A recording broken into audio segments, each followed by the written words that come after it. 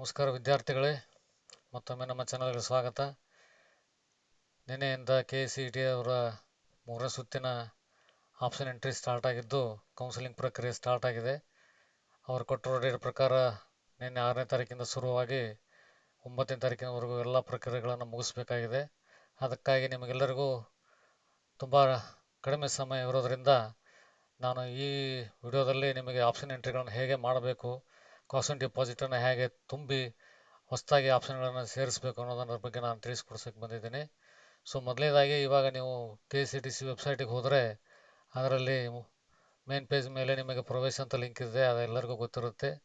UGT 2025 ಹೋದರೆ KCET ಅವ್ರ 3ನೇ ಸುತ್ತಿನ ಆಯ್ಕೆಯ ಪ್ರವೇಶ ಲಿಂಕ್ ಇದೆ.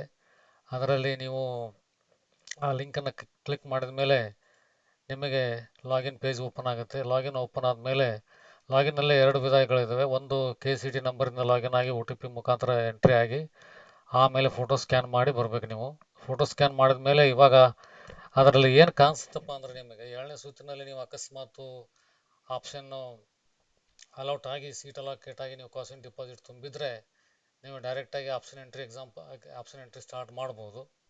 ಅಕಸ್ಮಾತ್ ನಿಮಗೆ 7ನೇ ಸುತ್ತಿನಲ್ಲಿ ಯಾವುದೇ ಸೀಟ್ ಅಲಾಕೇಟ್ ಆಗಿಲ್ಲ ಮತ್ತು ನೀವು 3ನೇ ಸುತ್ತಿಗೆ ಪ್ರವೇಶ ಬಯಸ್ತೀರಂತಂದರೆ ಲಾಗಿನ್ ಆದಮೇಲೆ ನಿಮಗೆ ಅಕ್ಸೆಪ್ಟೆನ್ಸ್ ಪೇಜ್ ಬರುತ್ತೆ. ಅದನ್ನು ಕ್ಲಿಕ್ ಮಾಡಿದ ಮೇಲೆ ಈ ಪೇಜ್ಗೆ ನೀವು ಎಂಟ್ರಿ ಆಗ್ತೀರಿ. ಅದರಲ್ಲಿ ಮುಂಚೆ ಏನಿತ್ತು ₹750 ಪೇ ಮಾಡಬೇಕಂತ ಇತ್ತು, ಆದರೂ ಕೂಡ ಇವಾಗ ತಿರುಗಿ ಇನ್ನೊಮ್ಮೆ ತೋರಿಸ್ತಾ ಇದೆ.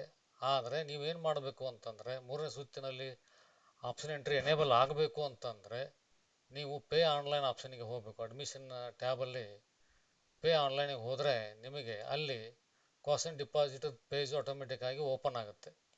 ಓಪನ್ ಆದಮೇಲೆ ಅದು ಪ್ರೀ ಫಿಲ್ಡ್ ಇರುತ್ತೆ, ಅಂದರೆ ಮುಂಚೆನೇ ಎಲ್ಲ ನಿಮ್ಮ ಡೀಟೇಲ್ಸ್ ಎಲ್ಲ ಫಿಲ್ ಆಗಿರೋದ್ರಿಂದ ನೀವೇನು ಮಾಡಬೇಕಾಗಿಲ್ಲ. ಅದರಲ್ಲಿ ಡೈರೆಕ್ಟಾಗಿ ಪೇ ಆನ್ಲೈನ್ ಅಂತ ಕ್ಲಿಕ್ ಮಾಡಿ ನಿಮ್ಮ ಪೇಮೆಂಟ್ ಆಪ್ಷನನ್ನು ಚೂಸ್ ಮಾಡಿ 10,000 ಕಾಸ್ಟ್ ಡಿಪಾಸಿಟನ್ನು ತುಂಬಿದ ಮೇಲೆ ನಿಮಗೆ ಕಾಸ್ಟ್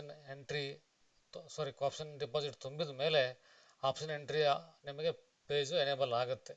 ಸೊ ಅದಾದ ಮೇಲೆ ನೀವು ಇಲ್ಲಿ ಮೊದಲಿನ ಥರ ನೀವು ಫಸ್ಟ್ ರೌಂಡಲ್ಲಿ ಸೆಕೆಂಡ್ ರೌಂಡಲ್ಲಿ ಯಾವ ಥರ ಆಪ್ಷನ್ ಎಂಟ್ರಿಗಳನ್ನು ಮಾಡಿದ್ದೀರಿ ಅದರಲ್ಲಿ ನೀವು ಆಪ್ಷನ್ ಎಂಟ್ರಿಗಳನ್ನು ಮಾಡಬಹುದು.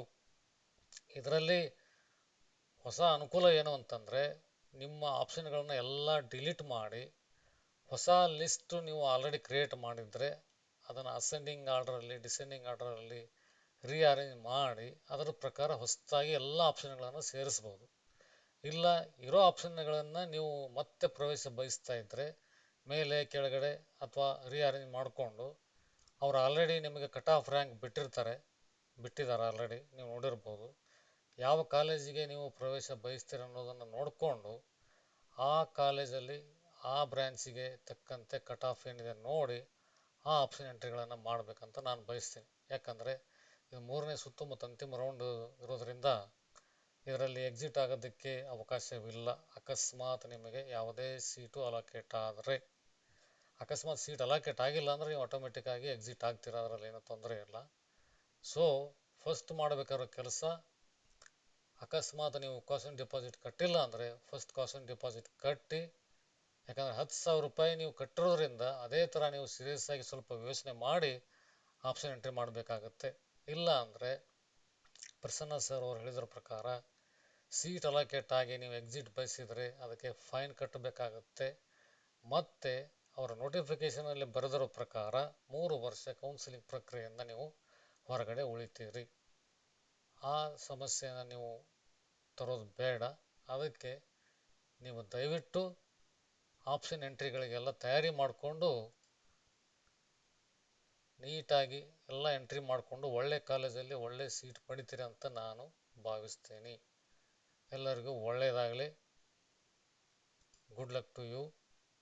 ನಿಮ್ಮ KCET ಮುಖಾಂತರ ಯಾವುದಾದ್ರೂ ಒಳ್ಳೆ ಕಾಲೇಜು ಒಳ್ಳೆ ಬ್ರ್ಯಾಂಚ್ ಅಲಾಕೇಟ್ ಆದರೆ ನಿಮ್ಮ ಇಂಜಿನಿಯರಿಂಗ್ ಪ್ರಯಾಣಕ್ಕೆ ಸುಖವಾಗಲಿ ಅಂತ ನಾನು ಬಯಸ್ತೀನಿ.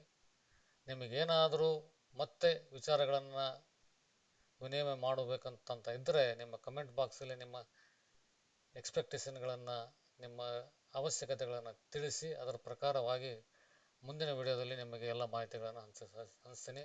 ಅಲ್ಲಿವರೆಗೂ ನಮಸ್ಕಾರ.